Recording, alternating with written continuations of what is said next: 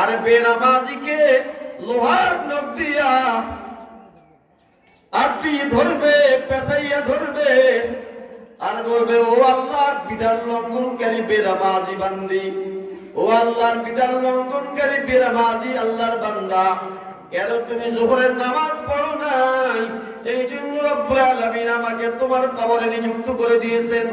আসরের নামাজ পর্যন্ত আমি তোমাকে দংশন করব, তোমার হাতে পায়ে দংশন করব, তোমার বুকে দংশন করব, তোমার স্তরে দংশন করব, তোমার পিঠে দংশন করব, তোমার চেহারায় দংশন করব, তোমার গাল চাপায় দংশন করব, তোমার লজ্জাস্থানে দংশন করব, তোমার শরীরের এমন কোন অঙ্গ প্রত্যঙ্গ বাদ রাখবো না যেই স্থানে যেই অঙ্গ প্রত্যঙ্গে আমি দংশন করব না। হে আল্লাহর বান্দা বান্দি, কেন যোহরের নামাজ পড়ো নাই? এই জন্য আসরের নামাজ পর্যন্ত আমি তোমাকে শাস্তি দিতে থাকবো।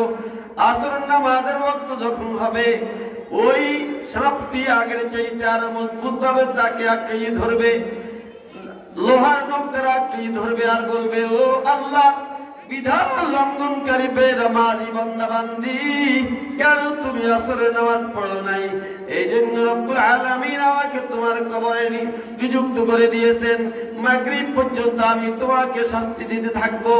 তোমার কপালে দংশন করব, তোমার গাল চাপায় দংশন করব, তোমার পেটে পিঠে দংশন করব, তোমার শরীরের প্রতিটি অঙ্গ প্রত্যঙ্গে দংশন করব।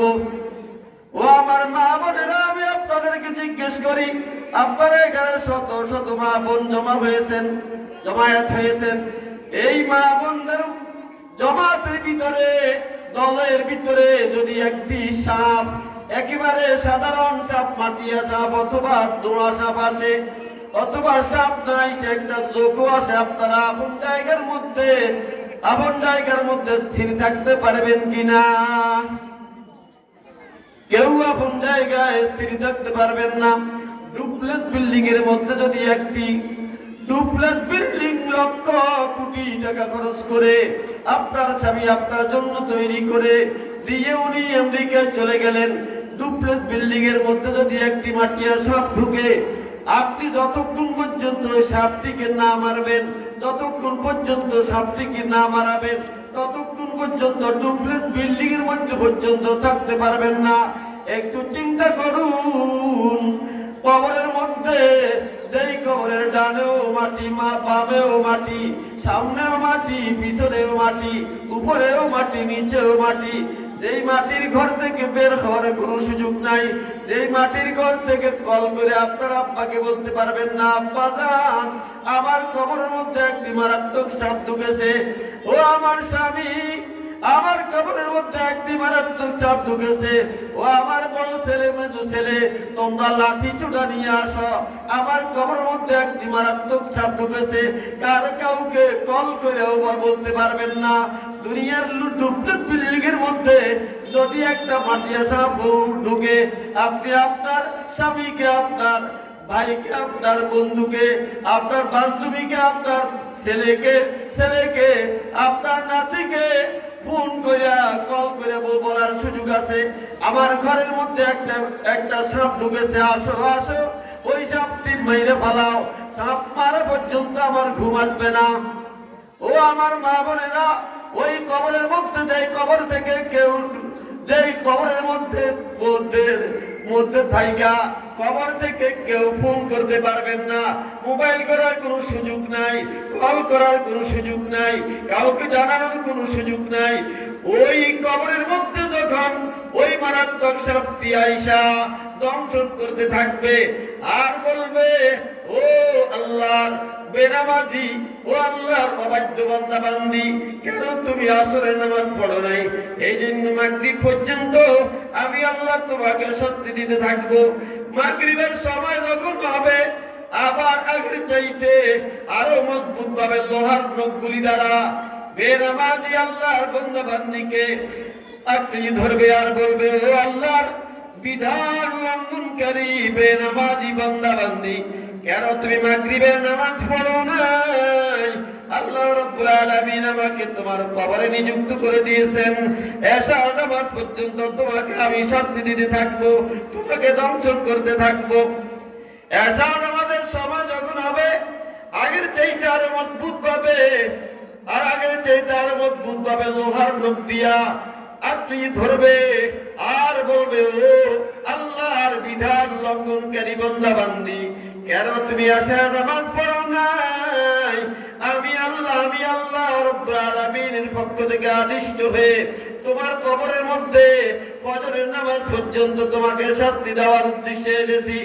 আমি তোমার কবরে দংশন করব, তোমার হাতে পায়ে দংশন করব, তোমার পেটে দংশন করব, পিঠে দংশন করব, তোমার স্তনের মধ্যে দংশন করব, তোমার মুখের মধ্যে দংশন করব, জিহ্বার মধ্যে দংশন করব, চোখে দংশন করব। তোমার এমন কোন অঙ্গ প্রত্যঙ্গ বাদ রাখবো না যে এই অঙ্গের মধ্যে আমি দংশন করব না। এশার নামাজ থেকে ফজর নামাজ পর্যন্ত ওই শাস্তি দংশন করতে থাকবে।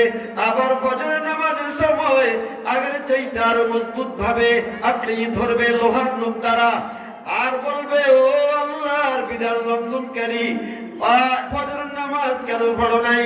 কেন তুমি ফজরের নামাজ ঘুমের ঘরে কাটিয়ে দিলে? এই জন্য রব্বুল আলামিন আমাকে তোমার কবরের মধ্যে নিযুক্ত করে দিয়েছেন।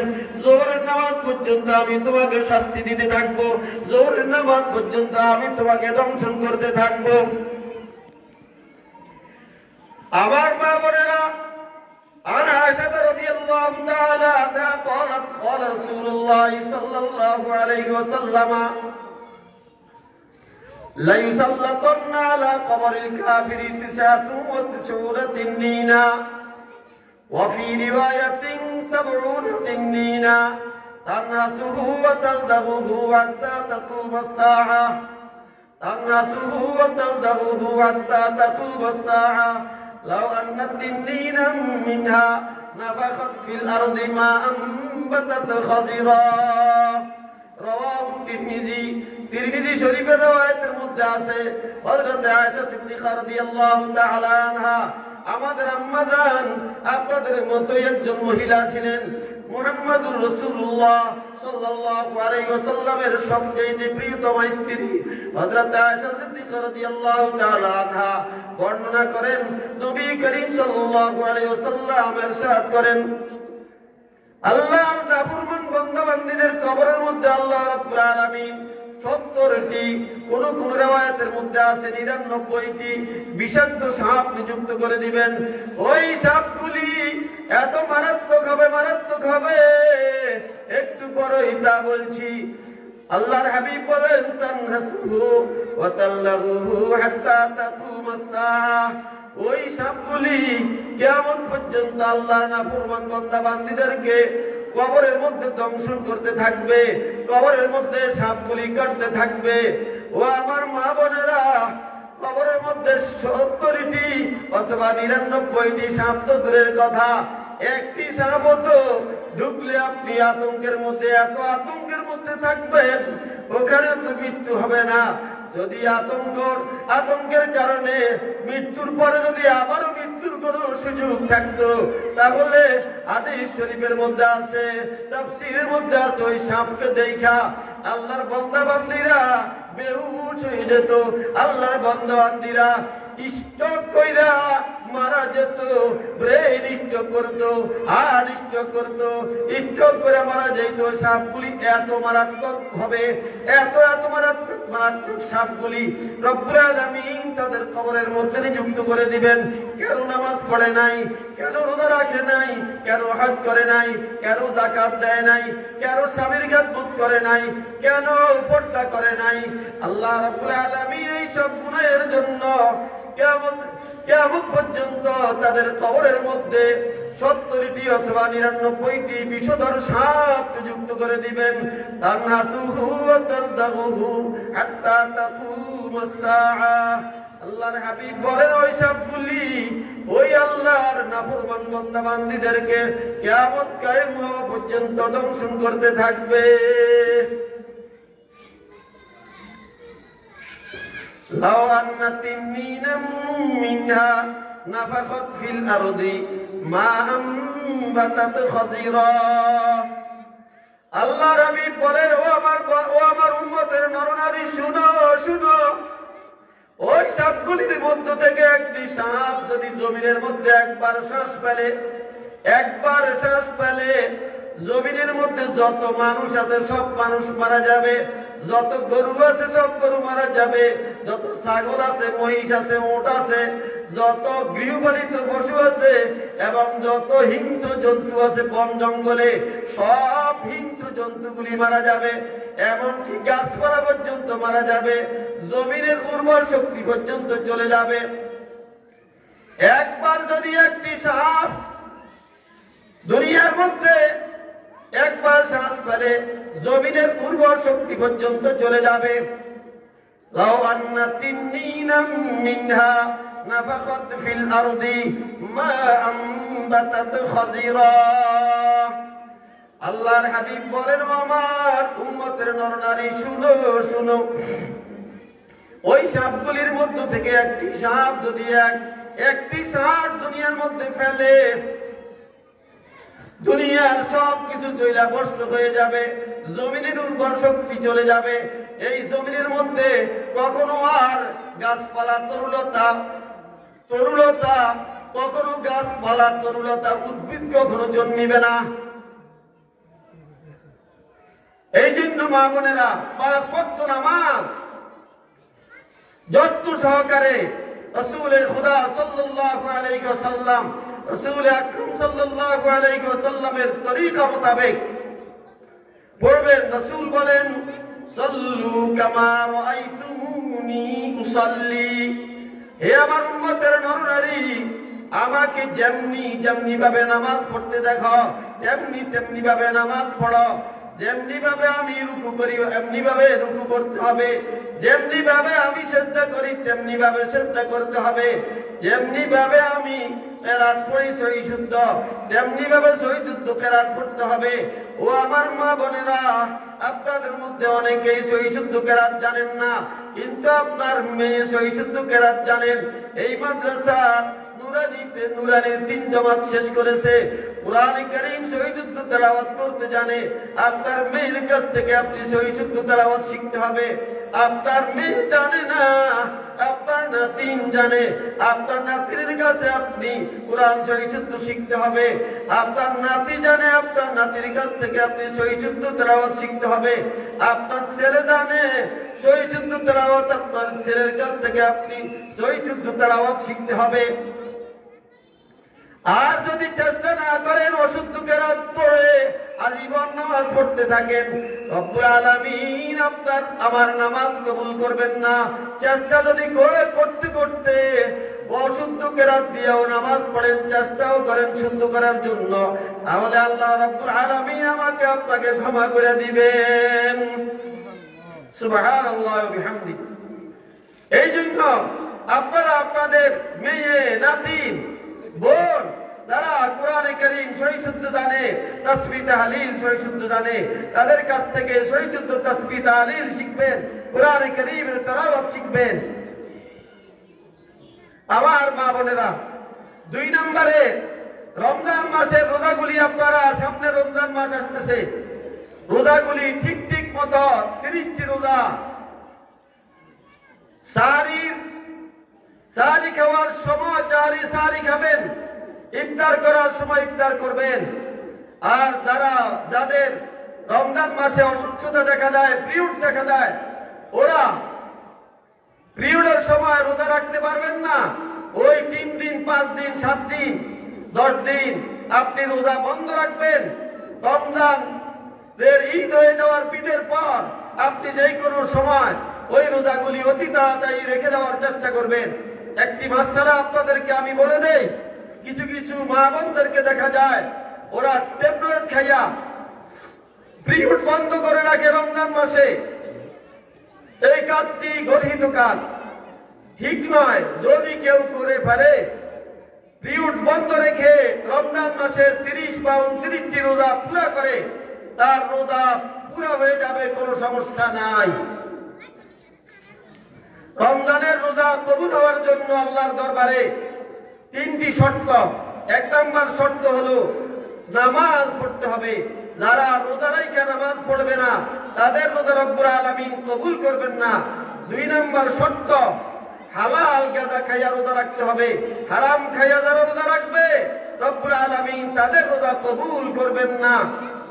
রাসূল করিম সাল্লাল্লাহু আলাইহি ওয়াসাল্লাম ইরশাদ করেন, সুম্মা যাকারা রাজুলা ইয়ামুদ্দু ইলাইহি ইলাস সামায়ে ইয়া রাব্বি মাতআমুহু হারামুন ওয়া মাশরাবুহু হারামুন ওয়া মালবাসুহু হারামুন ওয়া গুযিয়া বিল হারাম আন্না ফাআন্না ইউস্তাজাবু লিযালিক। যেই ব্যক্তির লেবাস হারাম, যেই ব্যক্তির খাবার হারাম, যেই ব্যক্তির পানীয় দ্রব্যগুলি হারাম, যেই শরবত সে পান করে রমজান মাসে, রমজান এবং রমজানের বাইরে শরবতগুলির চিনি হারাম। কিভাবে হারাম?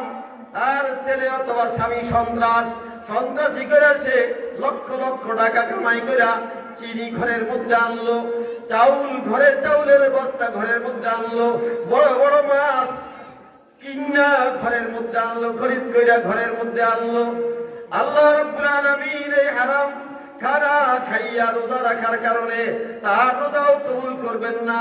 এবং যারা এই হারাম খাবারগুলি খাইয়া রোজা রাখবে, সুদের টাকা দিয়া চাউলের বস্তা খরিদ করে আনলো, তরকারি খরিদ করে আনলো, ঘুষের টাকা দিয়া, চুরি টাকা দিয়া, ডাকাতি টাকা দিয়া, চাঁদাবাজি টাকা দিয়া চাউল খরিদ করে আনলো, ওই হারাম টাকা দিয়া হারাম গাঁজা খাইয়া তারা রোজা রাখবে, রব্বুল আলামিন তাদের রোজা কবুল করবেন না। রাসূল করিম সাল্লাল্লাহু আলাইহি ওয়াসাল্লাম ইরশাদ করেন, যেই ব্যক্তির খাবার হারাম, যে ব্যক্তির পানীয় দ্রব্যগুলি হারাম, যেই ব্যক্তির লেবাস পোশাক হারাম, যেই ব্যক্তি হারাম খাইয়া লালিত পালিত, রাসূল বলেন লা ইয়াদখুলুল জান্নাতা জাসাদুন গুযিয়া বিল হারাম। আপনাদের যেই সকল ছেলে মেয়েরা এই মাদ্রাসায় পড়ে তারাও এই হাদিসটি জানে, যেই শরীর হারাম খাবার দ্বারা লালিত পালিত, ওই শরীর কঠিন কালেও জান্নাতে প্রবেশ করতে পারবে না। নাউযুবিল্লাহি মিন যালিক বলুন।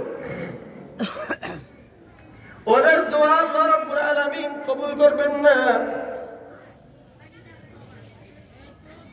ওদের দোয়া রব্বুল আলামিন কবুল করবেন না। কাইফা আন্না ইউস্তাজাবু লিযালিক, কিভাবে এদের দোয়া কবুল হবে? এখন শুধু হুজুরদের দোষ, হুজুররা এত দোয়া করে, মুসলিম জাতি এত দোয়া করে, এরপরেও জালিম সরকার কেন আল্লাহ নিফাত করে না? জালিম আমাদের দেশের জালিম চেয়ারম্যান কেন আল্লাহ নিফাত করে না? জালিম বিচারক কেন আল্লাহ নিফাত করে না? জালিম এবং কাবির সরকারদেরকে আল্লাহ কেন নিফাত করে না? কেন ইসরায়েলিদেরকে নিফাত করে না? কেন ইসরায়েলিদেরকে ধ্বংস করে না? সকল মুসলমান এবং আলেম ওলামা দোয়া করে, চাইতে হবে যে মুসলমানেরা এবং আলেম ওলামারা হালাল খাবার খাইতেছি কিনা। হালাল খাবার না খাইয়া যতই দোয়া করুক না কেন, রাসূল করিম সাল্লাল্লাহু আলাইহি ওয়াসাল্লাম বলেন, লা ইয়াকবালু ইন্নাল্লাহা তাইয়্যিবুন ইয়াকবালুত তাইয়্যিবা। আল্লাহ রাব্বুল আলামিন পবিত্র, আল্লাহ পবিত্রকে কবুল করেন, পবিত্রকে আল্লাহ গ্রহণ করেন। এই জন্য হালাল খাবার খাইয়া রোজা রাখতে হবে। এই কথা আবার মনে করবেন না যে রমজান মাসে হালাল খাবার খাইলেই হবে, না, সারা বছর হালাল খাবার খাইতে হবে। আমাদের ইবাদতগুলি রব্বুল আলামিনের দরবারে কবুল হওয়ার জন্য, আমাদের দোয়া রব্বুল আলামিনের দরবারে কবুল হওয়ার জন্য, আমাদের ঘরে বরকত আসার জন্য, আমাদের ইবাদতে বরকত আসার জন্য, আমাদের সময়ের বরকতের জন্য সারা বছর আমরা হালাল খাবারের তালাশ করতে হবে। রাসূল করিম সাল্লাল্লাহু আলাইহি ওয়াসাল্লাম বলেন, হালাল খাবার তলাবু কাসবিল হালালি ফরিদাতুন বাদা ফরিদাতিল্লাহ। আল্লাহর সকল ফরজ তো আদায় করবই, ওই সকল ফরজের সাথে সাথে তলাবু কাসবিল হালাল, হালাল খাবারের অন্বেষণে থাকা এটাও ফরজ। ফরিদাতুন, তো হালাল খাবারের তালাশ করা ফরজ। এই জন্য হালাল খাবার খেয়ে আমরা রমজান মাসে রোজা রাখবো ইনশাআল্লাহ। 3 নম্বর শর্ত রোজাগুলি কবুল হওয়ার জন্য জবানের হেফাজত করতে হবে। 4 কাজ থেকে জবানের হেফাজত করবেন। 1 নম্বরে অন্যের গীবত থেকে, অন্যের সমালোচনা থেকে জবানের হেফাজত করতে হবে। 2 নম্বরে গালিগালাজ থেকে জবানের হেফাজত করতে হবে। 3 নম্বরে মিথ্যা কথা থেকে জবানের হেফাজত করতে হবে। 4 নম্বরে ঝগড়া বিবাদ থেকে জবানের হেফাজত করতে হবে। ও আমার মা বোনেরা, যারা রোজা রাখা ঝগড়া বিবাদ করবে, গালিগালাজ করবে, মিথ্যা কথা বলবে, অন্যের শিকায়ত করবে, আল্লাহ রাব্বুল আলামিন ওদের রোজা কবুল করবেন না। রাসূল করিম সাল্লাল্লাহু আলাইহি ওয়াসাল্লামের যুগে এক সাহাবী রাসূলকে যাইয়া বললেন, ইয়া রাসূলুল্লাহ, আমাদের এলাকার মধ্যে 2 জন মহিলা রোজা রাখা ওরা একেবারে কাতর হয়ে গেছে, ওদের মাগফিরাতের জন্য দোয়া করুন। আল্লাহর হাবিব বলেন, কিলতাহুমা ফিন্নার, উভয় মহিলা জাহান্নামী। সাহাবায়ে কেরাম অপেক্ষায় ছিলেন, কেন রাসূল এই 2 মহিলাকে জাহান্নামী বললেন, তার কারণ কি? মজলিস শেষে রাসূল করিম সাল্লাল্লাহু আলাইহি ওয়াসাল্লাম বললেন, ও আমার সাহাবীরা, শুনো শুনো, ওই 2 মহিলা যারা রোজা রাখে একেবারে কাতর অবস্থায় আছে, ওদের সম্পর্কে মাগফিরাতের দোয়া করার জন্য তোমরা আমার কাছে দরখাস্ত করেছ। আমি বলেছি ওরা জাহান্নামী। ওরা জাহান্নামী বলার একমাত্র কারণ হলো ওদের সম্পর্কে আমার কাছে আগে খবর এসেছে, ওরা রোজা রাখে ঝগড়া করতেছে। ওরা রোজা রাখা ঝগড়া করার কারণে আল্লাহ রাব্বুল আলামিন ওদের রোজা তো কবুল করেন নাই, ওদেরকে জাহান্নামী বানিয়ে দিয়েছেন। নাউযুবিল্লাহি মিন যালিক বলুন। 3 নম্বরে আমার মা বোনেরা, আপনারা স্বামীর খিদমত করবেন। স্বামীর খিদমত যদি করেন তাহলে আল্লাহ রাব্বুল আলামিন আপনাদের উপর খুশি হবেন। আর যদি স্বামীর খিদমত না করেন তাহলে আল্লাহ আপনাদের উপর নারাজ হবেন। قال رسول الله صلى الله عليه وسلم لو كنت آمر أن يسجد لأحد أحدا لأمرت المرأة أن تسجد لزوجها। রাসূল খুদা সাল্লাল্লাহু আলাইহি ওয়াসাল্লাম ইরশাদ করেন, আমি যদি আমার বান্দা উম্মতের মধ্যে কোন ব্যক্তিকে কাউকে সিজদা করার জন্য বলতাম, তাহলে নারীদেরকে বলতাম তারা যেন তাদের স্বামীদেরকে সিজদা করে।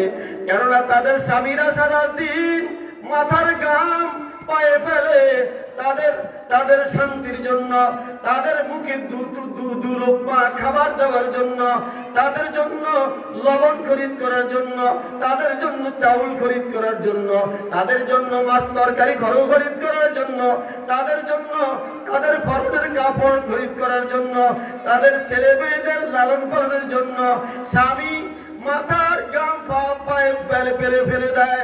এই স্বামীদেরকে যারা অবজ্ঞা করবে, স্বামীদেরকে যারা কুকুর বলে খেতাব করবে, স্বামীদেরকে যারা বেয়াদব বলবে, স্বামীদেরকে যারা হারামজাদা বলে গালি দিবে, এই সকল স্ত্রীদের ঠিকানা জান্নাত নয়, এই সকল স্ত্রীদের ঠিকানা হলো জাহান্নাম।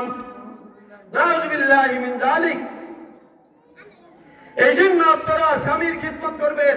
স্বামীর ঘরের 1 কেজি চাউল, 1টি বালিশ, 1টি কাঁথা, 1টি কম্বল যদি আপনার অবহেলার কারণে চুরি হয়ে যায়, কিয়ামতের ময়দানে আপনি আল্লাহ রাব্বুল আলামিনের দরবারে জবাবদিহি করতে হবে। কেন আপনার স্বামীর ঘর থেকে 1টি কাঁথা চুরি হয়ে গেল, 1টি বালিশ চুরি হয়ে গেল, 1 কেজি চাউল চুরি হয়ে গেল, 1টি কম্বল চুরি হয়ে গেল, আপনার অসতর্কতা বশত আপনি অসতর্ক অবস্থায় এই সকল মজলিসেও আসতে পারবেন না, ওয়াজে তালিমে যেতে পারবেন না অসতর্ক অবস্থায়।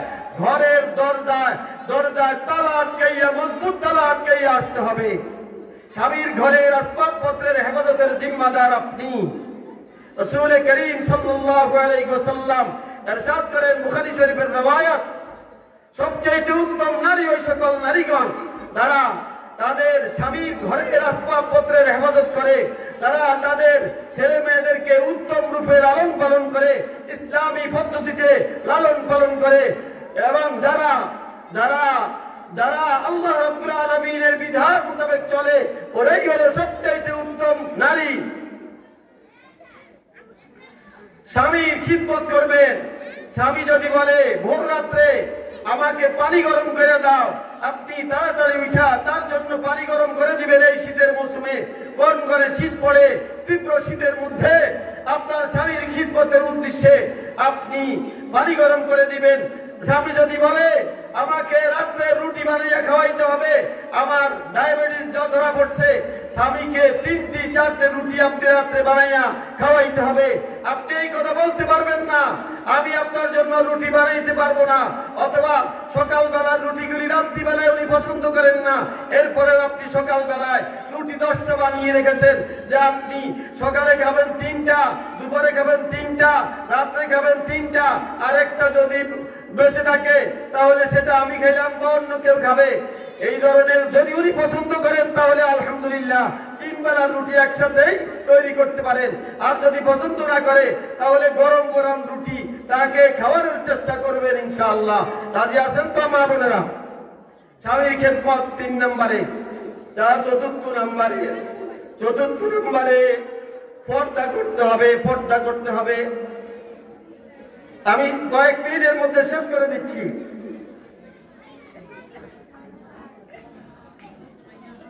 মা বোনরা অধৈর্য হবেন না। চতুর্থ নম্বরে আপনাদের মাথার তুলি থেকে পায়ের তালু পর্যন্ত ঢেকে ঢুকে আপনারা আবৃত করে ঘর থেকে অত্যাবশ্যকীয় প্রয়োজনে বের হতে হলে বের হতে পারবেন। যদি ব্যাংকে যেতে হয়, আপনার বড় ছেলে নাই, আপনার স্বামী বিদেশে, ব্যাংকে যেতে হয়, সদাই করতে হয়, মাছ তরকারি খরচ করতে হয়, তাহলে আপনি যদি যেতে হয় আপনার জন্য রাস্তা আছে, কিন্তু একেবারে পুরা দেহকে আপনি আবৃত করে বের হতে হবে। আল্লাহ রাব্বুল আলামিন ইরশাদ করেন, ইয়া আইয়ুহান নাবিয়্যু, হে নবী, কুল লিআজওয়াজিকা ওয়া বানাতিকা ওয়া নিসাইল মুমিনিনা, আপনি আপনার স্ত্রীদেরকে, আপনার মেয়েদেরকে এবং মুমিন মহিলাদেরকে বলে দিন, ইউদিনিনা আলাইহিন্না মিন জালাবিবিহিন্না, তারা যদি অত্যাবশ্যকীয় প্রয়োজনে ঘর থেকে বের হতে হয় তাহলে বড় চাদর দিয়া পুরো শরীরকে ঢাইকা বের হয়, আবৃত করে বের হয়। ইউদিনিনা আলাইহিন্না মিন জালাবিবিহিন যালিকা আদনা আইয়ুরাফনা ফালা ইউযাইন। আল্লাহ রাব্বুল আলামিন বলেন, এতে লাভ হবে কি? এতে লাভ হবে সে মুসলিম নারী না মুসলিম নারী, এর মধ্যে ব্যবধান হয়ে যাবে। যখন মুসলিম নারী সাব্যস্ত হবে তার উপর অমুসলিম যুবক কখনো আক্রমণ করবে না, তার উপর কখনো এসিড নিক্ষেপ করবে না। আপনারা জানেন কয়েক বছর আগে একটা নারী 2 বোনকে এসিড নিক্ষেপ করা হয়েছে, তারা বোরকা পরা বের হয় নাই।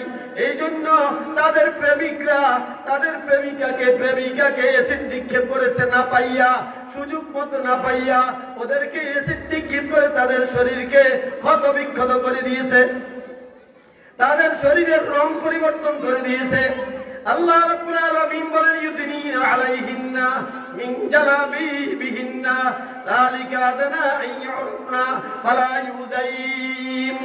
হে আমার বান্দীরা, তোমরা যদি বড় চাদর দিয়া পুরো শরীর ঢাইকা বের হও, আবৃত করে বের হও, তাহলে তোমরা মুসলিম নারী পরিচিত থাকবে। তোমাদের উপর যুবকদের কোনো প্রকারের আক্রমণ থাকবে না, যুবকরা তোমাদের উপর আক্রমণ করবে না, তোমাদের উপর যুবকদের আগ্রাসন হবে না, তোমরা যুবকদের ষড়যন্ত্র থেকে বাঁচতে পারবে। আল্লাহ বলেন, ইউদিনিনা আলাইহিন্না মিন জালাবিবিহিন্না যালিকা আদনা আইয়ুরাফনা ফালা ইউযাইন। তাহলে যদি বড় চাদর দিয়া ঢাইকা তোমার দেহকে ঢাইকা বের হও, তাহলে আল্লাহ রাব্বুল আলামিন বলেন, ফালা ইউযাইন, আমার বান্দীদেরকে কোনো যুবক কষ্ট দিবে না, কোনো যুবক তাদেরকে ধর্ষিতা হিসাবে তাদেরকে ধর্ষিত করবে না, তাদেরকে ধর্ষণ করার সাহস করবে না, তাদেরকে তাদের সাথে ইফতিজিন করতে সাহস করবে না, তাদেরকে শোক দিতে সাহস করবে না। যেহেতু তারা মুসলিম নারী, রাসূল করিম হযরত আব্দুল্লাহ ইবনে আমর রাদিয়াল্লাহু তাআলা আনহু থেকে হাদিস বর্ণিত, রাসূল বলেন লাইসা লিন-নিসাই নাসিবুন ফিল খুরুজি ইল্লা মুত্তাররাতান ওয়া লাইসা লাহুন্না নাসিবুন ফিত তারিকি ইল্লা আল-হাওয়াসি। আব্দুল্লাহ ইবনে উমর রাদিয়াল্লাহু তাআলা আনহু হুজুর সাল্লাল্লাহু আলাইহি ওয়াসাল্লামের কলিজার টুকরা সাহাবী, হুজুর সাল্লাল্লাহু আলাইহি ওয়াসাল্লামের শালা হযরতে হাফসা রাদিয়াল্লাহু তাআলা আনহার ভাই হযরতে আব্দুল্লাহ রাদিয়াল্লাহু তাআলা আনহু বলেন, রাসূল করিম সাল্লাল্লাহু আলাইহি ওয়াসাল্লাম ইরশাদ করেন, রাসূল বলেন লাইসা লিন-নিসাই নাসিবুন ফিল খুরুজি ইল্লা মুত্তাররাতান, আমার উম্মতের নারীদের ঘর থেকে বের হওয়ার বেপর্দায় আমার নারী, আমার উম্মতের নারীরা ঘর থেকে বের হওয়ার অনুমতি নাই, ঘর থেকে বের হতে পারবে না। তারা ঘর থেকে বের হলে অত্যাবশ্যকীয় প্রয়োজনে বের হওয়ার অনুমতি আছে। মুস্তাররা অর্থাৎ যদি তারা মজবুর হয়ে যায়, তারা অপারগ হয়ে যায়, তার ছেলে অত্যন্ত অসুস্থ, ছেলেকে নিয়ে ডাক্তারের কাছে যেতে হবে, সে অত্যন্ত অসুস্থ, নিজেই ডাক্তারের কাছে যেতে হবে, তখন ডাক্তারের কাছে যেতে পারবে। স্বামী তাকে জিয়ারার বিষয় বিদেশ নিবে, সে পাসপোর্ট করার জন্য ছবি উঠাতে হবে, তখন সে ঘর থেকে বের হয়ে যে ছবি উঠাইতে পারবে। পাসপোর্ট করার জন্য, হজ করার জন্য ছবি উঠাইতে পাসপোর্ট করতে হবে, পাসপোর্টের জন্য ছবি লাগে, ওই জন্য ছবি দেখায় ছবি খুলতে পারবে, অন্যথায় ছবি খুলতে পারবে না। যদিও আমাদের দেশের কোনো আলেম, এরা কোরআন হাদিস কি বুঝছে আমরা বুঝি না, এরা বলে চেহারা খোলা মহিলাদের জন্য বৈধ। না না না, চেহারা খোলা মহিলাদের জন্য বৈধ নয়। ফতোয়ায়ে শামির মধ্যে আছে ওয়াতামনাউ লিশাবাতিন উজুবান আন কাশফিল ওয়াজহি বাইনা রিজালি আলিয়ান্নাহু আওরাতুন বাল লিখাউফিল ফিতনা। ফতোয়ায়ে শামির মধ্যে আছে যে কোন যুবতী নারী তাদের চেহারা যুবকদের সামনে, পুরুষদের সামনে খুলতে পারবে না। না খোলা ওয়াজিব, না খোলা ওয়াজিব, খোলা নিষেধ, না খোলা ওয়াজিব। অত্যাবশ্যকীয় প্রয়োজন ছাড়া চেহারা খুলতে পারবে না। লালিয়ান্নাহু আওরাতুন, উনি বলেন আমি এই কথা বলি না মহিলাদের চেহারা সতর, মহিলাদের চেহারা সতর নয়, মহিলাদের হাতের পাতা সতর নয়, মহিলাদের পায়ের পাতা কারো কারো মতে সতর, কারো কারো মতে সতর নয়, মহিলাদের চেহারা সতর নয়, কিন্তু পর্দার অন্তর্ভুক্ত, হিজাবের অন্তর্ভুক্ত। মহিলাদের হাতের পাতা সতর নয়, কিন্তু হিজাবের অন্তর্ভুক্ত। মহিলাদের পায়ের পাতা কারো কারো মতে সতর নয়, কিন্তু হিজাবের অন্তর্ভুক্ত, পর্দার অন্তর্ভুক্ত। পর্দার ভিতরে থাকতে হবে। অত্যাবশ্যকীয় প্রয়োজন ছাড়া চেহারা খুলতে পারবে না, হাতের পাতাও খুলতে পারবে না, শরীরে অন্যান্য অঙ্গের মতো পায়ের পাতাও খুলতে পারবে না। পুরা দেহকে আবৃত করে তারা বের হতে হবে। ওয়ালাইসা লাহুন্না নাসিবুন ফিত তারিকি ইল্লা আল-হাওয়াসি। আল্লাহর হাবিব বলেন আমার উম্মতের নারীগণ যদি অত্যাবশ্যকীয় প্রয়োজনে রাস্তায় বের হতে হয়, রাস্তার মাঝখানে হাঁটার অনুমতি নাই, রাস্তার মাঝখানে হাঁটার অধিকার নাই, তারা রাস্তার কুলে হাঁটবে। আজ থেকে 20 বছর আগে, আজ থেকে 25 বছর আগে আমাদের মা বোনদেরকে আমরা দেখতাম ফজরের নামাজের আগে ওনারা অত্যাবশ্যকীয় প্রয়োজনে ঘর থেকে যান, বাপের বাড়ির দিকে যান, বোনের বাড়ির দিকে যান, কোথাও যাওয়ার সময় মাথার উপর একটা ছাতি লাগাইতেন এবং শরীরের মধ্যে বোরকা থাকতো।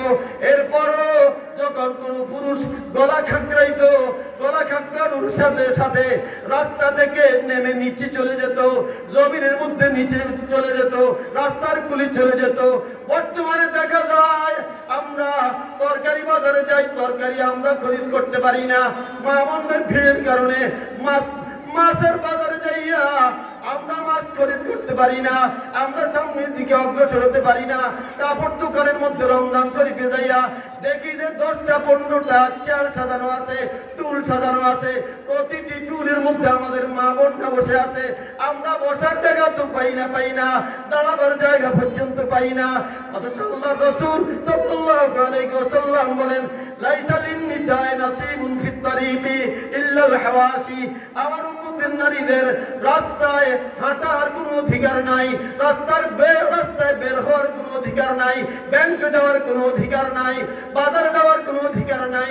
যদি তাদের সদাই করার মতো ছেলে থাকে, সদাই করার মতো দেবর থাকে, সদাই করার মতো বাবা থাকে, সদাই করার মতো স্বামী থাকে, তাহলে সবকিছু ওরা করে দিবে।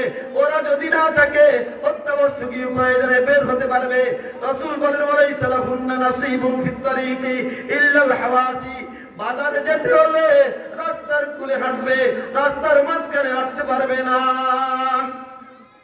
رسول كريم صلى الله عليه وسلم وعن معاذ رضي الله تعالى عنه قال نهى رسول الله صلى الله عليه وسلم أن تأذن المرأة في بيت زوجها إلا بإذنه। হুজুর আকরাম সাল্লাল্লাহু আলাইহি ওয়াসাল্লাম ওনার উম্মতের নারীদেরকে নিষেধ করেছেন তারা যেন তাদের স্বামীর ঘরের মধ্যে অন্য কোনো পুরুষকে তাদের স্বামীর অনুমতি ছাড়া ঢুকতে না দেয়। স্বামীর অনুমতি ছাড়া স্বামীর ছোট ভাই স্বামীর ঘরে আসতে পারবে না, স্বামীর বড় ভাই স্বামীর ঘরে আসতে পারবে না, স্বামীর খালাতো ভাই, মামাতো ভাই, তালতো ভাই, জ্যাঠাতো ভাই, চাচাতো ভাই এরা স্বামীর ঘরে আসতে পারবে না। আপনার স্বামীর ঘরে আইসা আপনার সাথে যে ইফতিজিং করবে, আপনার স্বামীর ঘরে আইসা সে আপনাকে আপনার সাথে কথাবার্তা বলবে, দূর থেকে তার সাথে মোবাইলে যোগাযোগ করা আপনার জন্য হারাম, মোবাইলে যোগাযোগ করা আপনার জন্য জায়েজ নাই। এখন বড় ছেলেকে বিবাহ করাইয়া মেজো ছেলেকে বিবাহ করাইয়া বাবা কুয়েত পাতায় ফাটাইয়া দেয়, কাতার ফাটাইয়া দেয়, আমেরিকা ফাটাইয়া দেয়। কয়েকদিন পর আমাদের কাছে যে বলে, হুজুর আমার বড় ছেলেটাকে বিবাহ করাইয়া কাতার পাঠিয়ে দিয়েছি, মেজো ছেলেটা ছোট অথবা ছোট ছেলেটা আমার বড় বউকে নিয়ে চলে গেছে। কোথায় চলে গেছে একটু বলুন। আমার কাছে বলে, হুজুর জিন আছে কিনা আপনার কাছে, একটু জিন হাজির করে দেখেন। আমার বউটা কোথায় গেল, আমার ছেলেটা আমার বউটাকে নিয়ে কোথায় চলে গেল। ও আমার মা বোনেরা, কোথায় গেছে আপনারা একটু চিন্তা করুন, কোথায় গেছে আপনারা একটু চিন্তা করুন। কত নিচে নেমে গেছে, কত নিচে নেমে গেছে, জাহান্নামের তলদেশে চলে গেছে। ওই দেবরের সাথে যে ভাবি চলে যায়, বাসুরের সাথে যে ভাবি চলে যায়, তার চাচা তো শালার সাথে, জ্যাঠা তো শালার সাথে, এবং দেবরের সাথে, মামা তো বাবা দেবরের সাথে, খালা তো দেবরের সাথে, যেই সকল ভাবিরা চলে যায়, ওই সকল ভাবিদের ঠিকানা জাহান্নামের তলদেশে। ওই সকল ভাবিদের ঠিকানা হবে জাহান্নামের তলদেশে। আমার জানা মতো গত সপ্তাহে আমার কাছে একটা ফতোয়ার জন্য আসছে এক লোক, এসে বললো যে হুজুর আমার ছেলেটাকে বড় ছেলেকে বিবাহ করাইলাম, 3টি ছেলে মাত্র, বড় ছেলেকে আমি আমেরিকায় পাঠিয়ে দিয়েছি। বড় ছেলের বউকে তার এক ফুফাতো ভাই নিয়ে গেছে। আমার বড় ছেলে বাংলাদেশে থাকাকালীন তার ঘরে 3টা সন্তান জন্মলাভ করেছে।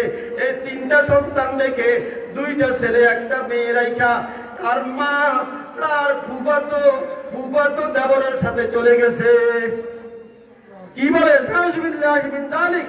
আসলে কি দেবরের সাথে গিয়েছে, তা জাহান্নামের তলদেশের দিকে রওনা হয়েছে। আপনারা পর্দা করতে হবে, পর্দা চেহারা ঢেকে রাখতে হবে। রাসূলুল্লাহ সাল্লাল্লাহু আলাইহি ওয়াসাল্লাম বলেন, ওয়ালা তাখরুজু ওয়া হুয়া কারিহুন, ওয়ালা তাখরুজু ওয়া হুয়া কারিহুন। স্বামী যদি অপছন্দ করে, স্ত্রী কখনো ঘর থেকে বের হতে পারবে না। স্বামী যদি বলে, আমি তোমার ঘরের মধ্যে তরকারি পৌঁছাইয়া দিব, আমি তোমার ঘরের মধ্যে মাছ পৌঁছাইয়া দিব, আমি তোমার ঘরের মধ্যে ঔষধ পৌঁছাইয়া দিব, আমি তোমার ঘরের মধ্যে ডাক্তার পৌঁছাইয়া দিব, তাহলে আপনি ঘর থেকে বের হওয়ার অনুমতি নাই। ওয়ালা তাখরুজু ওয়া হুয়া কারিহুন। স্বামী যদি অনুমতি না দেয়, আপনি আপনার বাপের বাড়িতে যেতে পারবেন না। স্বামী যদি অনুমতি না দেয় আপনি আপনার বোনের বাড়িতে যেতে পারবেন না। স্বামী যদি অনুমতি না দেয় আপনি আপনার মামার বাড়িতে যেতে পারবেন না, কোথাও যেতে পারবেন না, কোথাও যেতে পারবেন না। স্বামীর আপনি কবুল করার সাথে সাথে আপনি ইজাব, আর স্বামী কবুল করলো, আপনি ইজাব করলেন, আপনি অনুমতি দিলেন, স্বামী কবুল করলো। কবুলের পর থেকে আপনি স্বামীর অধীনস্থ। স্বামী আপনাকে যখন যে কথা বলে সে কথা শুনতে হবে। কিন্তু যদি গুনার কাজের অর্ডার দেয় তার মধ্যে আপনি পাশ কেটে যেতে হবে, তাকে বুঝিয়ে নিতে হবে।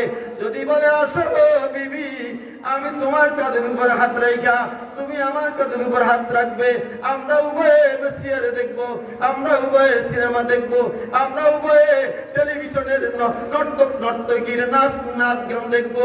এই জন্য যদি আপনাকে ডাকা হয় আপনি বলবেন স্বামী আমার, আমি আপনার কাছে এই জন্য বিবাহ বসি নাই। আল্লাহর হাবিব সাল্লাল্লাহু আলাইহি ওয়াসাল্লামকে আল্লাহ রাব্বুল আলামিন পাঠিয়েছেন লিহাদামিল মাযামির। রাসূল বলেন কুইস্তু লিহাদামিল মাযামির, আমি দুনিয়াতে প্রেরিত হয়েছি বাদ্যযন্ত্রকে ভাঙার জন্য, বাদ্যযন্ত্রকে ভাঙার জন্য। রাসূল করিম সাল্লাল্লাহু আলাইহি ওয়াসাল্লাম একদিকে সফরের মধ্যে যাইতেছিলেন, সাথে ছিল হযরত আব্দুল্লাহ ইবনে ওমর রাদিয়াল্লাহু তাআলা আনহু। হঠাৎ করে রাসূল দুই কানের ভিতরে আঙ্গুল ঢুকাইয়া দিলেন। হযরত আব্দুল্লাহ ইবনে ওমর রাদিয়াল্লাহু তাআলা আনহু আঙ্গুল বের করার পর জিজ্ঞেস করলেন, ওগো আল্লাহর হাবিব কেন আপনি হঠাৎ দুই কানের ভিতরে আঙ্গুল ঢুকাইয়া দিলেন, তার কারণ কি? রাসূল বলেন, ও আব্দুল্লাহ তুমি কি গানের আওয়াজ শুনো নাই?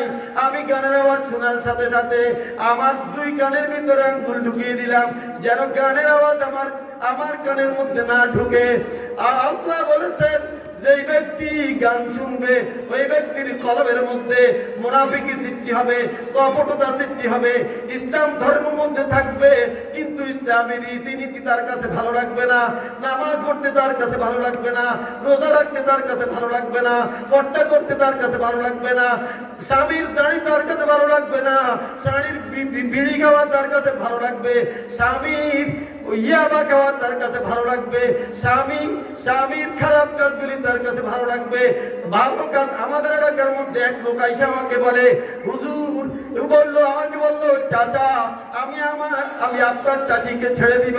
আমি বললাম যে চাচা কেন ছেড়ে দিবেন? বললো আপনার চাচি আমাকে বলতেছে তুমি কেন সিগারেট খাওয়া বন্ধ করে দিলা? আমি বললাম আমার চাচি একজন পেত্নী মহিলা, ও আমাকে তো আপনার চাচি বলে তুমি কেন দাড়ি রাখলা? তুমি দাড়ি চাইতে পালাও, তুমি বিড়ি আরো খাও, বিড়ি প্রতিদিন খাও, বিড়ির গন্ধ নারীর কাছে ভালো লাগে না, আসলে ভালো লাগে না। আল্লাহর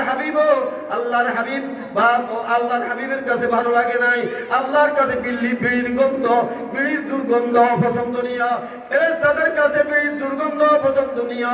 রাসূল করিম সাল্লাল্লাহু আলাইহি ওয়াসাল্লাম ইরশাদ করেন, মান আকালা মিন হাযিহি শাজারাতিল মুনতিরাতি ফালা ইয়াকরাবান্না মাসজিদানা ফা ইন্নাল মালাইকাতা তাতাআযা মিম্মা ইয়াতাআযা মিনুল ইনস। তোমাদের মধ্যে যারা কাঁচা পেঁয়াজ এবং রসুন খাবে, যারা কাঁচা পেঁয়াজ এবং রসুন খাবে তারা যেন আমার মসজিদের নিকটেও না আসে। কেননা ফেরেশতারা ওই সকল আচরণে কষ্ট পায় যেই সকল আচরণে মানুষ কষ্ট পায়। পেঁয়াজ রসুনের দুর্গন্ধে, কাঁচা পেঁয়াজ রসুনের দুর্গন্ধে মানুষ কষ্ট পায় কি পায় না বলুন? আমার মা বোনেরা বলুন পায় কি পায় না? আমার বাবারা বলুন পায় কি পায় না? এর চাইতে আরো কষ্টকর হলো বিড়ির দুর্গন্ধ। কিন্তু আমার ওই চাচি বলছে যে বিড়ি খাও, দাড়ি চাইছে ভালাও। আমি বললাম আপনার জন্য দাড়ি চাচা জায়েজ হবে না, আপনি আপনার বিবিকে বুঝান। যদি বুঝানোর পরেও বিবি ঠিক না হয়, বিবিকে আপনি ছেড়ে দেওয়ার অনুমতি আছে। কেননা সে আল্লাহ রাব্বুল আলামিনের বিধান দাড়ি রাখাকে পছন্দ করে না। রাসূল করিম সাল্লাল্লাহু আলাইহি ওয়াসাল্লাম দাড়ি রেখেছেন, দাড়ি রাখতে বলেছেন। রাসূল বলছেন আফুল লুহা, দাড়ি বড় করো, ওয়াহফুস শাওয়ারিবা, মুছ খাটো করো, দাড়ি বড় করো, দাড়ি লম্বা করো, দাড়িকে আরফুল লুহা, দাড়ি ছেড়ে দাও, দাড়িকে ছেড়ে দাও, দাড়ি ছোট করো না। প্রতিটি পুরুষ এক মুষ্টি দাঁড়িয়ে রাখা ওয়াজিব, এক মুষ্টি দাঁড়িয়ে রাখা সুন্নত মুআক্কাদা আমাদের মাযহাবে। ইমাম মালিক রাহমাতুল্লাহি আলাইহির মাযহাবে ওয়াজিব, ইমাম আহমদ বিন হাম্বল রাহমাতুল্লাহি আলাইহির মাযহাবে ওয়াজিব। এই জন্য আপনাদের স্বামীদের মধ্যে যারা দাঁড়িয়ে রাখে না তাদেরকে দাঁড়িয়ে রাখার জন্য বলবেন, উদ্বুদ্ধ করবেন। কি বলেন মা বোনেরা? উদ্বুদ্ধ করবেন কি করবেন না? করবেন ইনশাআল্লাহ। এই জন্য মা বোনদেরকে বলি, চতুর্থ নম্বরে পর্দা করবেন। একটি কথা বলে আমি শেষ করছি। হযরত আলী রাদিয়াল্লাহু তাআলা আনহু ইরশাদ করেন, নবী করিম সাল্লাল্লাহু আলাইহি ওয়াসাল্লাম আমাদের কাছে একবার আসলেন। আমরা কতগুলি সাহাবী এক জায়গায় বসেছিলাম। রাসূল এসে আমাদেরকে একটি প্রশ্ন করলেন, আইয়ু শাইইন খায়রুল লিন-নিসা, হে আমার সাহাবীরা বলো তো দেখি নারীদের জন্য সবচেয়ে উত্তম কোন জিনিস? হযরত আলী বলেন ফাসাকাতু। সকল সাহাবায়ে কেরাম চুপ হয়ে গেলেন, কেউ এই প্রশ্নের জবাব দিতে পারে নাই। হযরত আলী রাদিয়াল্লাহু তাআলা আনহু বলেন, সঙ্গে সঙ্গে আমি নবীর কনিষ্ঠ মেয়ে হযরত ফাতেমাতুজ জাহরা রাদিয়াল্লাহু তাআলা আনহা আমার স্ত্রীর কাছে যাইয়া জিজ্ঞেস করলাম, ও ফাতেমা, আজকে তোমার আব্বাজান আমাদেরকে একটি প্রশ্ন করেছেন, ওই প্রশ্নের জবাব দিতে পারি নাই। বলো, যদি তুমি ওই প্রশ্নের জবাব দিতে পারো আমাকে একটু প্রশ্নের জবাবটা দিয়ে দাও। যদি প্রশ্নের জবাব দিয়ে দাও আমি এক্ষুনি তোমার বাবাকে শুনিয়ে আসবো। তোমার বাবা এই প্রশ্নের জবাব যদি পান খুশি হবেন।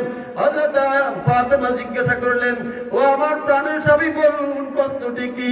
হযরত আলী বলেন, সেই প্রশ্নটি হলো আইয়ু শাইইন খায়রুল লিন-নিসা, এই জগতের মধ্যে নারীদের জন্য সবচেয়ে উত্তম কোন জিনিস? হযরত ফাতেমাতুজ জাহরা রাদিয়াল্লাহু তাআলা আনহা বললেন, ও আমার প্রাণের স্বামী, নারীদের জন্য এই জগতে সবচেয়ে উত্তম হলো লা ইয়ারাইনার রিজালা ওয়ালা ইয়ারাউনাহুন্না, লা ইয়ারাইনার রিজালা ওয়ালা ইয়ারাউনাহুন্না।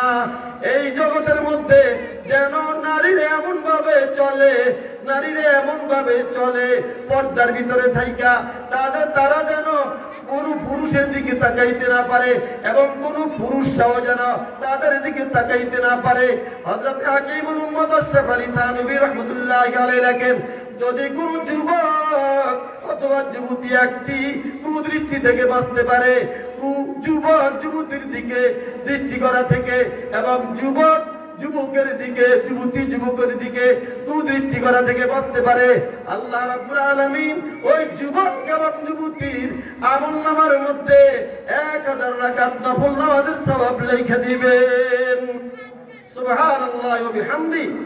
হযরত আয়েশা সিদ্দিকা রাদিয়াল্লাহু তাআলা আনহা গুজওয়ায়ে কুরাইশি থেকে আসার সময় ওনার হার হারিয়ে গিয়েছিল। ওনার হার তালাশ করতে গিয়ে উনি পিছনে রয়ে গেলেন।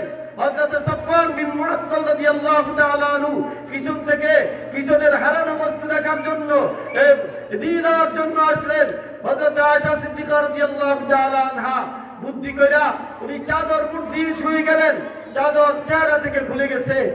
হযরত সাফওয়ান বিন মুআত্তাল রাদিয়াল্লাহু তাআলা আনহু দূর থেকে আয়েশা রাদিয়াল্লাহু তাআলা আনহা চেহারা দেখে বললেন, ইন্না লিল্লাহি ওয়া ইন্না ইলাইহি রাজিউন। হযরত আয়েশা রাদিয়াল্লাহু আনহা বলেন, হযরত সাফওয়ান বিন মুআত্তাল রাদিয়াল্লাহু তাআলা আনহুর ইস্তারজা অর্থাৎ ইন্না লিল্লাহ ছাড়া অন্য কোন শব্দ ওনার জবান থেকে আমি শুনি নাই। উনি আমাকে এতটুকু বলছেন, আমার উটের পিঠের উপর চড়ুন। আমি উটের পিঠের উপর চড়ছি। উনি বলেন, হযরত আয়েশা বলেন, আমাকে সাফওয়ান বিন মুআত্তাল রাদিয়াল্লাহু তাআলা আনহু পর্দার আয়াত নাযিল হওয়ার আগে আমাকে দেখেছেন। এই জন্য উনি আমাকে চিনতে পেরেছেন। চিনতে পেরে উনি ইন্না লিল্লাহ পড়েছেন। এর দ্বারা প্রতিমন হয় পর্দার আয়াত নাযিল হওয়ার পর থেকে হযরত আয়েশা সিদ্দিকা রাদিয়াল্লাহু তাআলা আনহা পর্দা করতেন। হযরত সাউদা রাদিয়াল্লাহু তাআলা আনহা পর্দা করতেন। সব নারীরা, সব নবীর স্ত্রীরা পর্দা করতেন। আর সময় নাই, যদি আমি 5 ঘন্টা এই সম্পর্কে আলোচনা করি শেষ হবে না। আল্লাহ রাব্বুল আলামিন আপনাদের সবাইকে, আমাদের সবাইকে, এই বিশেষভাবে নারীদেরকে, আমাদের মা বোনদেরকে এই 4টি কাজ এক নম্বরে 5 ওয়াক্ত নামাজ সময় মতো সহি শুদ্ধ কেরাত সহকারে পড়বেন। 2 নম্বরে রমজান মাসের রোজাগুলি ঠিক মতো রাখবেন, রমজানের শর্ত সহকারে, 3টি শর্ত সহকারে। 3 নম্বরে স্বামীর খিদমত করবেন। 4 নম্বরে, 4র্থ নম্বরে শরীরের দেহের হেফাজত করবেন। হুজুর সাল্লাল্লাহু আলাইহি ওয়াসাল্লাম হযরতে উকবা ইবনে আমির রাদিয়াল্লাহু তাআলা আনহু বলেন, ইয়াকা ওয়াল, হুজুর সাল্লাল্লাহু আলাইহি ওয়াসাল্লাম বলেন, ইয়াকা ওয়াদ-দুখুল আলান নিসা, ও পুরুষ জাতি, তোমরা নারীদের কাছে আসা যাওয়া করতে, বেগালা নারীদের কাছে আসা যাওয়া করতে আল্লাহকে ভয় করো। ক্বালা রাজুলুম মিনাল আনসার ইয়া রাসূলুল্লাহ আরাইতাল হামওয়া, মদিনার সাহাবীদের মধ্যে একজন জিজ্ঞেস করলেন, ওগো আল্লাহর হাবিব, নারীদের স্বামীপক্ষীয় পুরুষাত্মীয় সম্পর্কে বলুন, তারা কেমন? অর্থাৎ নারীদের আপন দেবর, বাসুর এবং খালাতো দেবর, মামতো দেবর, চাচতো দেবর, জ্যাঠতো দেবর, এরা কেমন? রাসূল বলেন যে আল হাম্মু ওয়াল মাউত, এরা হলো নারীদের জন্য মৃত্যু তুল্য। নারীরা মৃত্যুকে এই পরিমাণ ভয় করে, এগুলিকেও এই পরিমাণ ভয় করতে হবে। এই 4 কাজ যদি আপনারা